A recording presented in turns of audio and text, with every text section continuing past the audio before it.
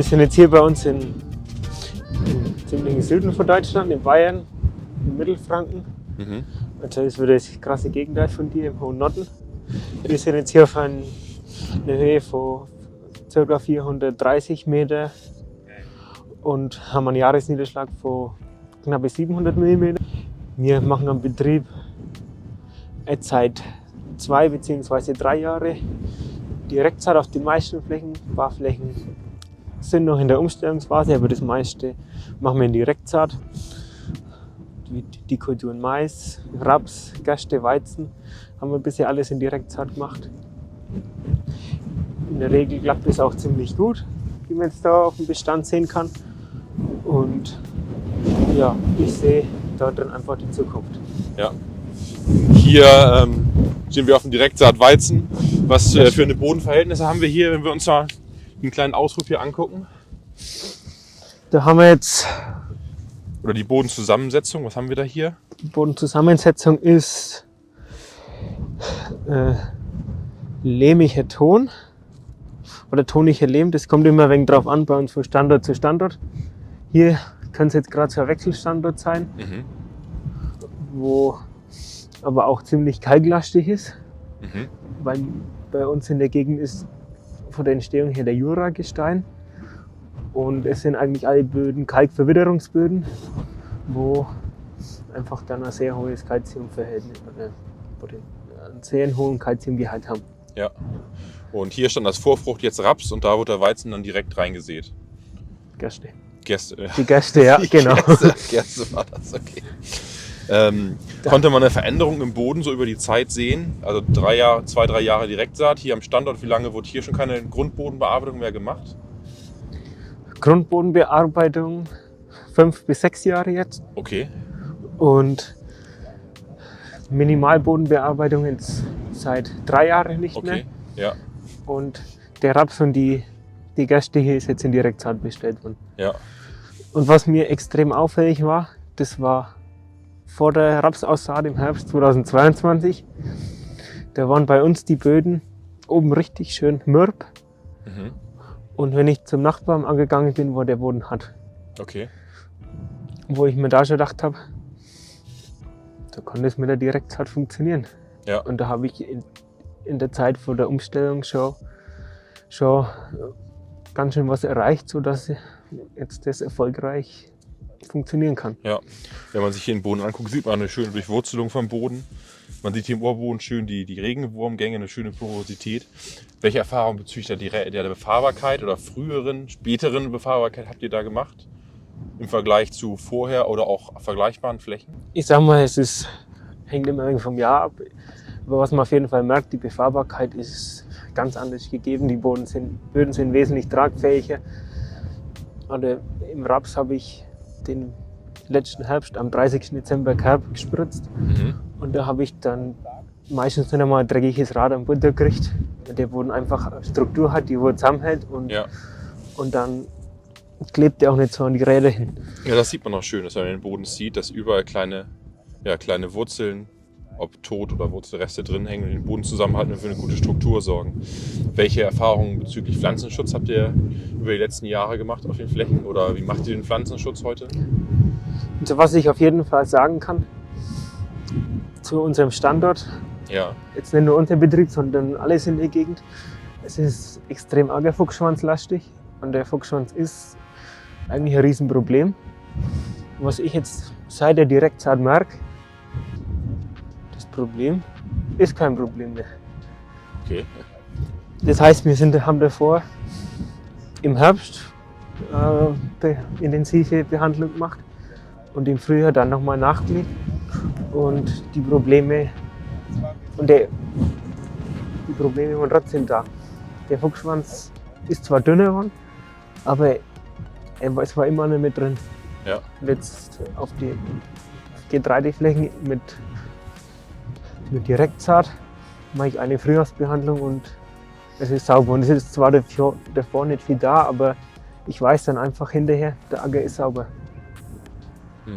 Spannend. Wollen wir uns noch mal eine andere Fläche angucken? Wenn wir schon Kann mal man hier gerne sind. machen, ja. Dann gucken wir uns eine andere Fläche an. So, hier Einmal der direkte Vergleich von deiner Fläche zu einer Nachbarsfläche. Was gibt es dazu zu Genau, erzählen? ja. Das ist von mir jetzt hier zu meinem Acker, die da zu dem Acker. Ist für mich eigentlich im Moment einer der spannendsten Vergleiche, Ja, weil ich hier mit meinem neuen zukünftigen System mit der Direktsaat einen Weizenbestand da habe, der wo schön aufgegangen ist, wo die Reihen schön da sind und der Bestandesdichte da ist, die wo passt oder auf jeden Ja. Fall okay ist. ja. Und wenn ich jetzt zu meinen Nachbarn überschaue, der wo ca. 2 Wochen früher sein Weizen gedrillt hat, 2 Wochen früher sogar. Ja. Okay. aber aufgrund der Trockenheit und nach Flugfurche trockener Boden, Ja. kein Wasseranschluss. Also war das die Wasserverfügbarkeit das Problem, wenn man die beiden Flächen vergleicht? Genau, ja. Ja. Ist man so einfach wesentlich besser dran. Was sind hier deiner Meinung nach die Gründe für den besseren Wasserhaushalt auf dieser Fläche im Vergleich zu der geflügten Fläche? Ja, zum einen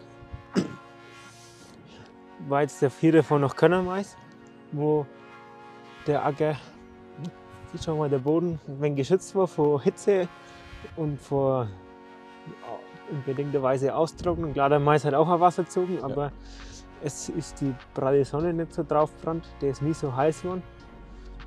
Wo auch fürs Bodenleben im Boden ja wichtig ist, dass das nicht zu viel Hitze abkriegt, weil ein Bakterium kann ja nur bis 42, 43 Grad leben und ist ja bei uns Menschen so, genauso wie im Boden. Und wenn ich jetzt da anschaue, der wo, ich glaube, der hat ja vorhin Raps da gehabt, hat dann gepflügt und davor immer wieder Bodenbearbeitung gemacht, da war nie wirklich eine Beschattung da. Der Boden ist austrocknet und immer Hier war Bodenbeschattung da, das Bodenleben Genau, ja. konnte weiterarbeiten und das pflanzenverfügbare Wasser, was noch im Boden war, das ist im Boden geblieben und war jetzt dann auch für den Weizen verfügbar. Genau, so kann man sagen. Ja. Und der Boden war fest. Ich konnte den Weizen reinlegen. Der Weizen hat einen Kapillarwasseranschluss gehabt, was auch auf der Nachbarfläche nicht der Fall war. Und dann kann die Saat aufgehen Ja, das ist so. und dann wächst was. Ja, Und spannend. das ist das Allerwichtigste, dass was aufgehen kann. Weil wenn nichts aufgeht, kann nichts wachsen. Ja. Dann schauen wir uns noch eine Fläche an, Ja. wo was aufgegangen ist. Das ist jetzt eigentlich wieder das erste Jahr Okay. Weizen außer den Direktsaat. Wir haben davor einen Mais in Direktsaat probiert, aber da haben wir die Erfahrung gesammelt. Wir müssen warten, bis die Befahrbarkeit vom Acker gegeben ist und auch die Struktur soweit oder das Feld soweit abgetrocknet ist, dass wir einfach nicht zu nass reinsäen. Jetzt bei der Maisaussaat für Bei den der Direktsaat-Mais, Maisaussaat, ja. genau. Und dann haben wir das Problem gehabt, dass der Mais einfach nicht aufgegangen ist, weil er reingeschmiert worden ist. Ja. Oder zu lückig. Man kann es auch ein wenig erkennen. Wir haben dann nochmal nachgesät. Da haben wir dann einmal noch flach gekreiselt und dann reingesät. Und dann nach der Maisernte in Weizen in die Direktsaat reingesät. Körner oder Silomais? Das Silomais. stimmt. Silomais, okay. Ja. Hätte ich gesagt, wir schauen nochmal wie da. Vollgesogener, nasser Lehmboden. Bis runter Ja, eigentlich durchwurzelt. Hier sieht man noch schön die stärkeren Wurzeln vom Mais drin. Genau, und da sieht man jetzt eine weiße Wurzel, eine frische weiße Wurzel vom Weizen, Ja. wo schon runter geht. Also man kann schon erkennen, er ist trotzdem durchwurzelt.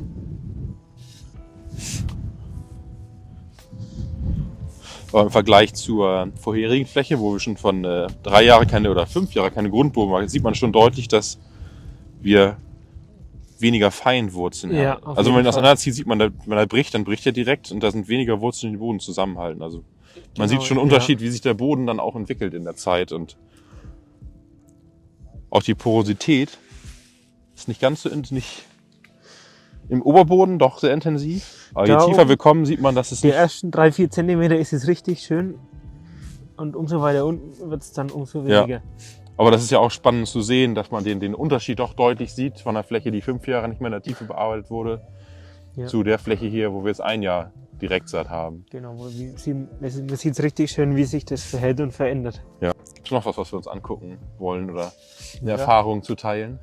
Ja, ich kann jetzt dann noch mal irgendwas zum Allgemeinen über den Pflanzenschutz sagen. Im Bereich Fungizide und Insektizide habe ich auch einfach gemerkt, die Pflanzen sind vital. Sie wachsen zwar ein wenig langsamer, das Getreide wird nicht mehr so hoch, Okay. weil einfach die Mineralisation langsamer startet, ist ja klar. Ja. Aber die sind fitter, die bleiben länger fit, was mir dann hinterher wieder mehr Freiheit gibt, gerade in enge Fenster mit der Anwendung für den Pflanzenschutz, wo ich einfach mehr Zeit habe für andere Sachen und nicht ständig schauen muss, wie schauen die Bestände aus oder pauschal eine Anwendung mache, sondern ich kann einfach warten und schauen, wie ist es, oder dann muss ich nicht genau dann fahren, wenn es jetzt gerade mal ist, sondern habe einfach Zeit für andere Sachen. Ja.